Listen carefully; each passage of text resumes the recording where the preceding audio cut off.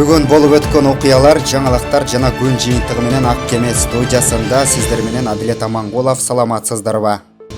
Москвага президент менен чогуу баргандардан коронавирус табылгандыктан Сооронбай Жээнбеков парадка катышпай коюуну чечти. Бул тууралуу президенттин маалымат катчысы Толгонай Стамалиева билдирди. Президенттин автоунаадан бет капчан түшкөнү көрсөтүлгөн, бирок андан кийин Владимир Путин башка өлкө башчыларды тосуп алып жатканда Жээнбеков көрүнгөн жок. Алгоритмге ылайык Москва шаарына парадка катышуу үчүн президент менен бирге баргандар коронавируска тест тапшырышкан. Кийин делегация курамында 2 адамдан вирус аныкталды. Мындан улам президент Сооронбай Жээнбеков парадка катышпай эле коюуну чечим кабыл алды деп айтылат билдирүүдө.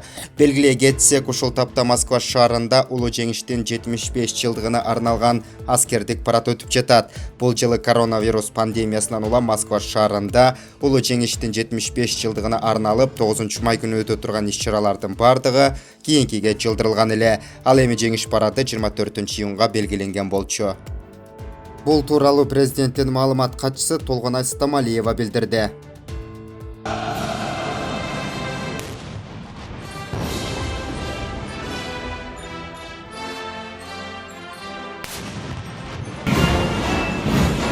На Красной площади подразделения Вооруженных сил Кыргызской Республики под боевым знаменем 8-й гвардейской Режецкой краснознаменной орденов Ленина и Суворова мотострелковой дивизии имени генерал-майора Панфилова. Парадным расчетом командует полковник Бекказы Туминбаев.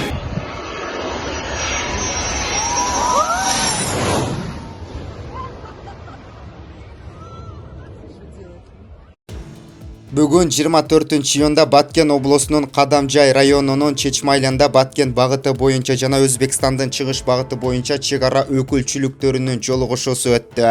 Бул тууралуу мамлекеттик чек ара кызматынын маалымат кызматынан билдиришти. Сүйлөшүүлөргө тараптардын чек арага канатташ аймактарынын жергиликтүү өзүн өзү башкаруу органдарынын жетекчилери, ошондой эле Баткен облусуна караштуу Кадамжай районунун жана Өзбекстандын Фергана областынын Сох районунун ички иштер бөлүмдөрүнүн башчылары да катышты.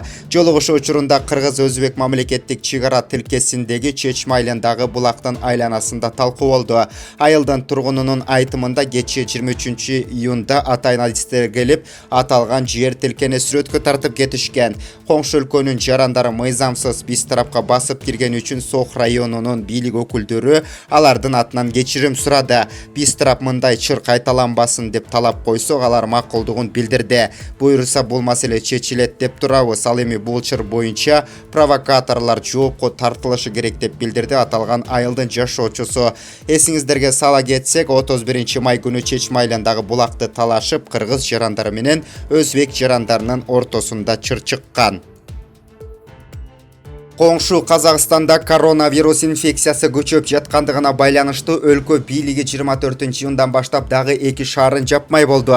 Бул тууралуу аталган өлкөнүн басылмалары жазышууда. Ага ылайык Казакстандагы Кокшетау жана Степногорск шаарларына кирүү жана чыгуу пункттары белгиленген блокпосттор орнотулду. Шаар ичинде жүрүүгө белгилүү гана категориядагы адамдар кирет. Саат 22:00дөн эртең мененки 6:00гө чейин жергиликтүү тургундардын кыймылы толугу менен токтотулат деп айтылат маалыматта. Ошондой эле Акмола облусунда ар кандай иш-чараларды өткөрүүгө тыюу салынып, көңүл ачуучу борборлор, кинотеатр, театр жана көргөзмөлөр жабылат. Казакстан, Кытай жана Орусия өлкөлөрү менен чектеш болгонуна байланыштуу өлкөдө өзгөчө абал алынгандан кийин коронавирустун дагы жайылышын токтотууга аракет кылып жатышат. Казакстандагы жогорку окуу жайларында акысыз билим алууну каалаган Кыргыз өлкөсүнүн бүтүрүүчүлөрү тестирлөөдөн өтүштү. Кечээ 23-июнда Билим берүү жана Илим министрлигинде Казакстандын университеттеринде ажыратылган гранттык орундар үчүн талапкерлер тестирлөөдөн өтүштү. Бул тууралуу аталган министрликтин басма сөз кызматынан билдиришти. Бакалавриат программасы боюнча жалпы 20 адамдан арыз келип түшкөн, алардын 15-и тестирлөөгө катышты. Тесттен жүрүшү бардык санитардык талаптарды эске алуу менен уюштурулду. Эртең тандоо комиссиясынын отуруму өтөт жана акыркы чечим чыгарылат. Сынактан өткөн талапкерлер Казакстандын мамлекеттик университеттерин жана адистиктерди өзү тандашат.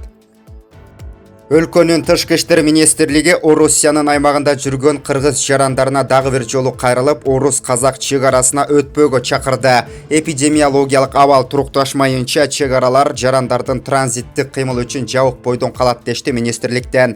Маалым болгондой, бир катар кыргыздар жеке адамдардын чакыруулары аркылуу орус-казак чек арасына жөнөп кетишкен. Учурда алар Орусиянын Саратов, Самара, Оренбург облустарында калышып, турмуштук оор кырдаалга туш болушту. Мекендештер буга чейинки сунуштарды аткарган эмес. Бул маселе азыркы тапта өкмөттүн жана республикалык штабтын көзөмөлүндө. Мекендештерге тиешелүү жардамдарды көрсөтүү боюнча сүйлөшүүлөр жүргүзүлүп жатат дешти министрликтен маалымат кызматынан.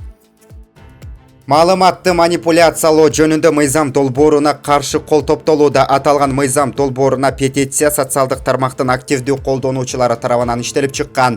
Буга чейин 8-июнда жогорку кеңеште маалыматты манипуляциялоо жөнүндө мыйзам долбоору биринчи окууда каралып, ага макул деп 102 депутат добуш берген. 19-июнда бул боюнча парламентте экинчи талкуу өтүп, депутаттардын көбү макул деген добуш беришкен. Мыйзам долбоорунун ишке кирүүсүнө президент кол койсо, бүтүндөй социалдык тармактар көзөмөлдөнүп баштайт. Мындай мыйзамды жогорку кеңештин депутаттары Гүлшат Асылбаева жана Айнура Осмонова сунушташкан. Анда интернет колдонуучулардан баштап сайттын кожоюндарынын интернет провайдерлерден укук милдеттери жазылган. Эгерде кандайдыр бир сайтка же баракчага чындыкка дал келбеген маалыматтар жарыялана турган болсо, өкмөт дароо блокко салат жана ал жоопко тартылат. Ал эми активисттер, айрым журналисттер бул мыйзам өлкөнүн конституциясына каршы келет деп эсептешип, сөз эркиндигине чектөө болуп жатат деген мааниде бардык жарандарды петицияга катышууга чакырышууда.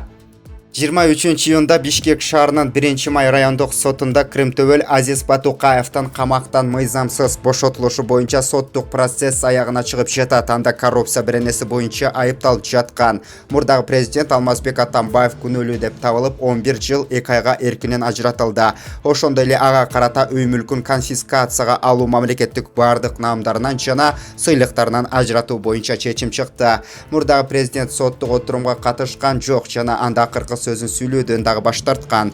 Буга чейинки соттук отурумда мамлекеттик айыптоочу мурдагы президент Алмазбек Атамбаевди 15 жылга эркинен ажыратуу жана үй мүлкүн конфискациялап, андан сырткары мамлекеттик бардык наамдарынан сыйлыктарынан ажыратууну суранган. Жалпысынан Крымтөбөл Азиз Батукаевдин камактан мыйзамсыз бошотулушу боюнча 19 адам айыпталуучу катары каралган. 2019 жылдын август айына карата алардын 14-ü үй камагына алынып, 4-ü камакта кармалып, бирөө издөөгө жарыяланган эле. Сауд Аравиясы чет өлкөлүк зыяратчылар үчүн ажылык сапараларын токтотту. Сауд Аравиясынын бийлиги жыл сайын сыйынуу үчүн барган мусулмандарды ыйык делинген Мекке жана Медина шаарларына акыркы кырдаалга байланыштуу көп сандагы ажыларды киргизбей жатышат. Бул тууралуу Сауд Аравиясынын умра жана ажылык иштери боюнча министрлик билдирген. Коронавирус пандемиясына байланыштуу көп элдердин топтолушу адамдардын өмүрүнө коркунуч алып келет. Ошол себептен 2020-жылдагы сапар чектелүү улуттардын тагырагы учурда өлкөдө жүргөн ажылар менен гана болот. Ал эми биз адамдардын ден соолугуна кам көрүшүбүз керек деп айтылат маалыматта. Мусулмандар үчүн ыйык деп эсептелинген Мекке аймагында коронавирус илдетинин көп катталгандыгына байланыштуу бүгүнкү күнгө чейин эркин кыймылдын баары токтоп, чектөөлөр дагы деле алына элек. Түрктөрдүн белгилүү Эртугрул сериалында ат үстүндө жааткан жоокерлердин ролун кыргыз жигиттери жараткан. Учурда кино индустриясында түрк сериалдары салмактуу орун делеп келе жатат. 2011-жылдан бери эфирден кетип кенен аудиторияга тараган Даңазалуу Доор сериалы дүйнө элинин түрк маданияты менен тарыхына кызыгуусун жаратты. Учурда дүйнөнүн 50 мамлекетинде көрсөтүлүп, эң мыкты сериал наамын алган Эртугрул тарыхый сериалына вандык кыргыздар дагы тартылганы кубандырат. Бажы кызматкерлери мыйзамсыз ташылып келген товарларды кармады. Бул тууралуу мамлекеттик бажы кызматынан билдиришти. Маалыматка ылайык, Баткен бажысынын кызматкерлери Баткен областында К аттуу кыргыз жаранынын башкаруусунда Volvo үлгүсүндөгү унааны токтотушкан. Унааны текшерген учурда чектеш мамлекеттен мыйзамсыз ташылып келе жаткан жалпы салмагы 22.993,5 кг кургатылган жемиштер табылган. Кармалган товардын орточо базар баасы 983.372 сомду түзөт. Бул факты кылмыштардын жана жоруктардын бирдиктүү реестрине катталып, материалдар тергөөгө караштуулугу боюнча өткөрүлүп берилди. Бет капсыз сүрөткө түшкөн өкмөт мүчөлөрүнө айыппул салынды. Бул тууралуу санитардык эпидемиологиялык көзөмөл жана оорулардын алдын алуу борборунан кабарлашты. Маалыматка ылайык өкмөт мүчөлөрүнө 140 000 сом өлчөмүндө айыппул салынды. Жалпы 28 чиновникке айыппул салынды. Анын ичинде өкмөт башчы Кубатбек Боронов, мурдагы премьер-министр Мухаммедкалый Абылгазиев жана вице-премьер-министрлер бар. 17 июнда өкмөт үйүндө премьер-министрдин ыйгарым укуктарын өткөрүп берүү расмий иш-чарасы өткөн. Анда өкмөт мүчөлөрү бет кап тагынбай, аралыкты сактабай сүрөткө түшкөн. 19 июнда чакан курамдагы коопсуздук кеңешинин жыйынында президент Сооронбай Жээнбеков медиктердин талаптарын бузган өкмөт мүчөлөрүнө айыппул салууну талап кылган. Биздин каналга катталып колдоо көрсөтүп коюңуздар. Ак Кеме студиясынан ыраазычылык билдирип, сиздер менен кайрадан көрүшкөнчө саламатта болуңуздар.